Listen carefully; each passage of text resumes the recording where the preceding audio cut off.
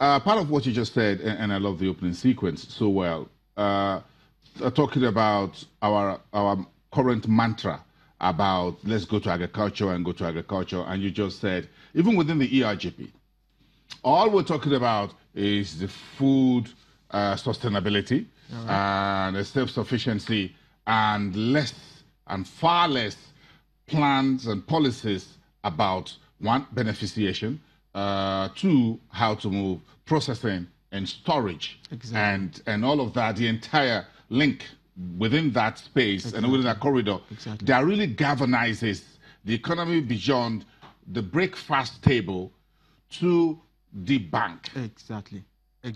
For instance, in terms of making money from agriculture. Definitely. And that's the conversation we haven't really started. And do you think the market can play something out here? Because it looks like everybody wants to just do some form of farming because government is saying, well, it's the order of the day. You don't have a choice. It's clear. It's obvious. You really do not have a choice. You look at employment structure in Nigeria, for instance. I like to speak to data. The NBS consistently releases, unemployment data. And by the time you go deeper into the data, away from the surface, and you look at the structure and the component, the agriculture sector actually still accounts for the larger proportion of, employment. Yes, not on a large scale. You have most of these, guys, in that space, subsistence farming, but then the fact remains that they actually add to that input. To address your question, one of the things I think is happening now is actually about commodities exchange. In terms, talking about the market, for instance, if you look at the story of the US, you look at the story of a country like Japan, over 1,000 years ago, Japan has done something very fantastic, which the US also followed in, say, like 200 years ago, in actually giving a very fantastic structure to agriculture when it comes to commodities. One of the issues we have with oil, for instance, is about oil price crash and the volatility. The same thing applies to agricultural products, and that is what farmers actually suffer. You have a significant price volatility risk if you're a farmer. Most investors that are looking at the agricultural sector, for instance, they see the sector as a high-risk, low-return sector. The low-return sector is actually about the fact that you may not be able to predict your revenue. You are planting now, the price of the particular item is X, and by the time you are harvesting, it has reduced by some additional proportion. But look at a commodity exchange, for instance, where you can begin to talk about hedging such, price volatility risk by, some forward contracts, some future contracts and the likes. And I'm aware that the Lagos State, they have, a particular Lagos Commodities Exchange actually coming on board. I'm even surprised that by now, we've not even had a first spot, transaction yet. But the guidance was for the first quarter of this year. We still have March, for instance. I think if that comes on board, it's going to be significant. No, we need a spot, and we must appreciate. And sorry to cut in there, Peter. We must appreciate the fact that the warehousing receipts that's been we've been turning around on the table for the last couple of years hasn't really gained much traction. For a commodity, for an economy like Nigeria, with our kind of population structure and structure of the economy, which is largely informal, and most of the agriculture is still informal as we speak. Definitely. So that means that a spot market, an agri spot market, would most likely be the first place that we should start from. I quite agree with you.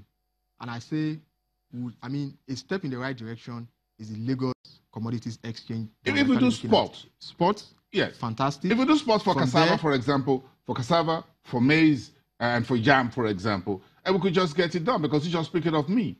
Because the spot market gives you the goods now and I get my cash. Straight up. And we are both happy. Definitely. And we have a market that determines the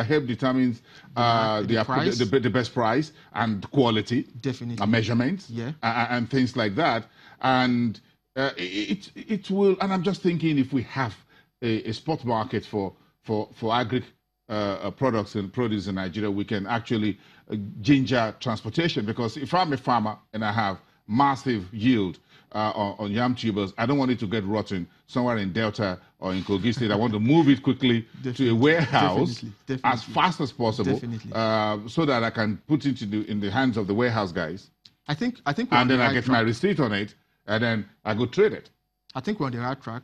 One of the things that the exchange has done so far, the initial capital raise of 500 million naira has been completed long before now.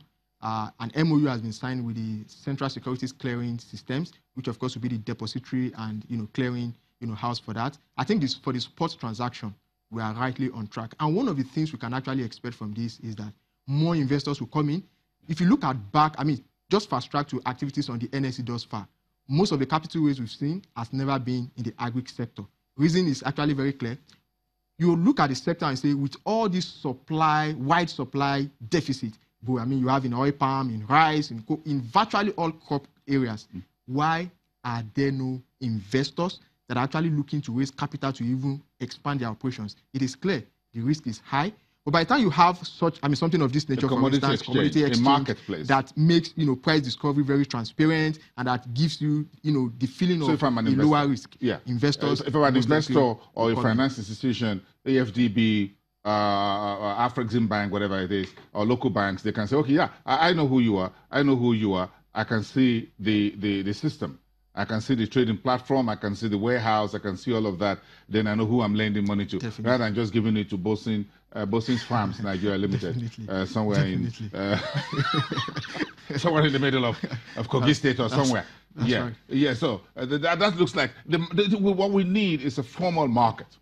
We need a formal market for agriculture, and that's one conversation that I haven't really heard much from Abuja, from those who are in charge of the entire agriculture conversation. Not even the Agric minister, I'm not sure, has said a word about a Agric commodity exchange.